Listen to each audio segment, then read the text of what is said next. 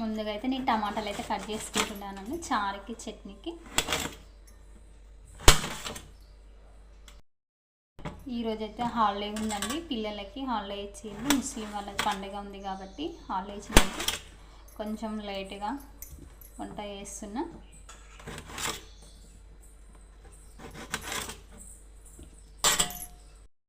చూడండి ఫ్రెండ్స్, అన్నీ కట్ చేసుకున్నాం. ఇప్పుడు టమాటాలు ఉడికించుకుందాం. ముందుగా బాండీ పెట్టుకొని బాండీ వేడెక్కినాక మనం కట్ చేసుకున్న టమాటాలు ఉడికించుకోవాలండి. ఉట్టిగానే ఉడికించుకోవాలి, ఎందుకంటే అందులో నీరు ఉంటుంది కాబట్టి ఆ నీరుతోటే ఉడికించుకోవాలి. మూత పెట్టుకోవాలి. ఇప్పుడు మనం టమాటాలు ఉడికే వరకు మనం ఎల్లిపాయలండి ఒక గడ్డ పడుతుంది చట్నీకి. దీన్ని ఉడుకొని పెట్టుకుందాం పక్కకి. ఇవైతే ఉలిసి పెట్టుకున్నాను ఫ్రెండ్స్. ఇప్పుడు టమాటాలు ఉడికినాయో లేదో చూద్దాం.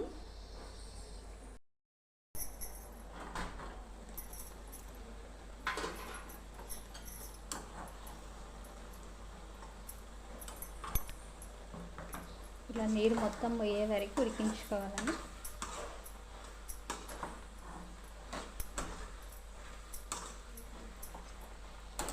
ఇంకొక 5 నిమిషాలు అయితే ఈ నీరంతా పోతుంది. ఉడికిన తర్వాత చింతపండు రెక్కలండి ఒక 2-3 చింతపండు రెక్కలు వేసుకొని స్టవ్ ఆఫ్ చేసుకోవాలి.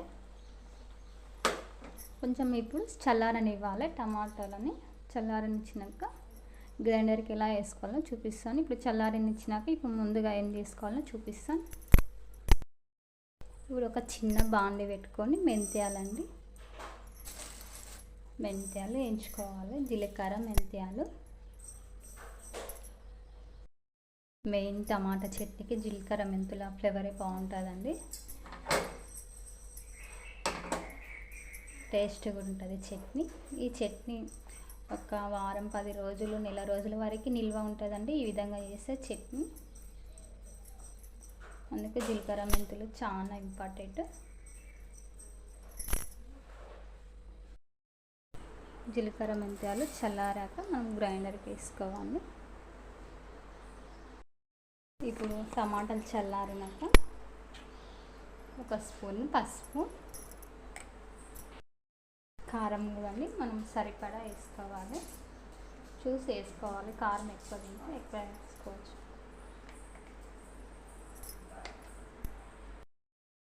సాల్ట్ చూసి వేసుకోవాలండి. మళ్ళీ మనం గ్రైండర్కి వేసుకున్నాం కదండి జీలకర్ర మెంతుల పొడి.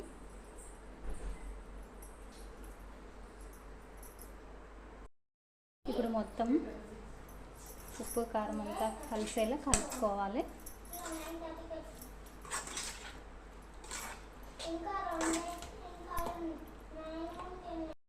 ఇప్పుడు మొత్తం కలిసేలా కలుపుకొని పెట్టుకొని ఇప్పుడు దీన్ని మళ్ళీ గ్రైండర్కి వేసుకోవాలండి. కొంచెం కొంచెం గ్రైండర్కి వేసుకోవాలి. చూపిస్తాను ఎలా వేసుకోవాలో. ఇప్పుడు ఇదే మిక్సీ జార్లో మనం ఎల్లిపాయలు వేసుకున్నాం కదండి, ఫస్ట్ ఎల్లిపాయలు వేసుకోవాలి.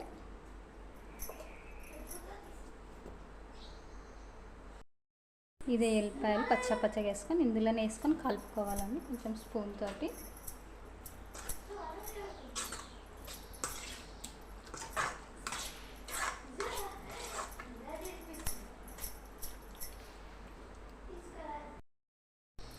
ఇప్పుడు కొంచెం కొంచెం ఒకేసారి అంటే జారీలో పట్టదు కదండి, 2 సార్లు నేనైతే గ్రైండర్కి వేసుకున్నాను. పెద్ద జారీ ఉంటే మీరు ఒకేసారి వేసుకోవచ్చు.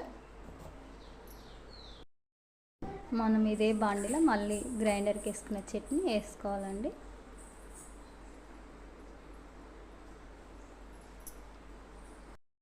ఇప్పుడు మొత్తం గ్రైండర్కి వేసుకున్నాక ఇది మొత్తం మళ్ళీ ఉడికించుకోవాలండి. దగ్గరికి పడే వరకు, చిక్కగా పడే వరకు ఉడికించుకొని పెట్టుకోవాలి.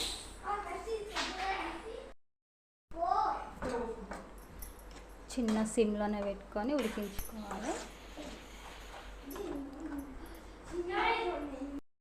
మనం చట్నీ ఉడికే వరకు ఇప్పుడు చట్నీకి పోపు పెట్టుకోవాలండి. ఆయిల్ ఇంతవరకు ఆయిల్ వేసుకోవాలి కదా చట్నీకి, ఇప్పుడు ఆయిల్ వేసుకుందాం. పోపు పెట్టుకుంటే కొంచెం ఆయిల్ ఎక్కువనే వేసుకోవాలండి చట్నీలో.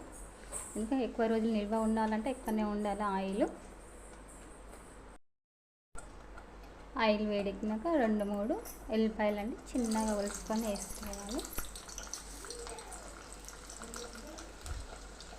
కొన్ని ఆవాలు, జీలకర్ర.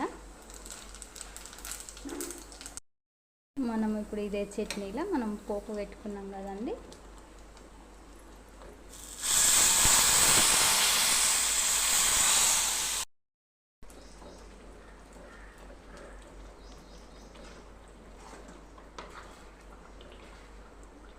చూడండి ఫ్రెండ్స్ ఎంత కలర్ఫుల్గా ఉందో చట్నీ. కొంచెం ఇంకా చిక్కగా దగ్గరకు పడే వరకు ఉడికించుకోవాలి. చట్నీ ఆయిల్ వచ్చి పైకి వచ్చే వరకు చిన్న సిమ్లోనే పెట్టుకొని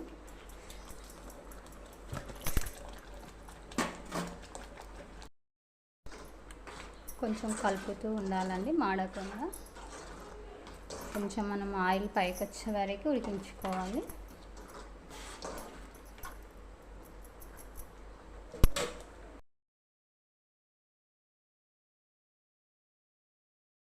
చూడండి ఫ్రెండ్స్ ఆయిల్ అంతా ఎట్లా పైకి వచ్చింది.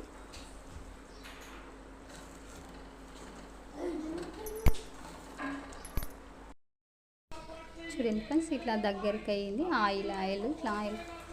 ఇప్పుడైతే స్టవ్ ఆఫ్ చేసుకొని ఒక బౌల్లోకి వేసుకుందాం చట్నీ. ఈ వీడియో నచ్చితే ఫ్రెండ్స్ లైక్ చేయండి ఫ్రెండ్స్, సబ్స్క్రైబ్ చేసుకోండి మన ఛానల్. ముందుగా ఎలా ఉందో చట్నీ కామెంట్స్ పెట్టండి ఫ్రెండ్స్. మరిన్ని వీడియోస్ కోసం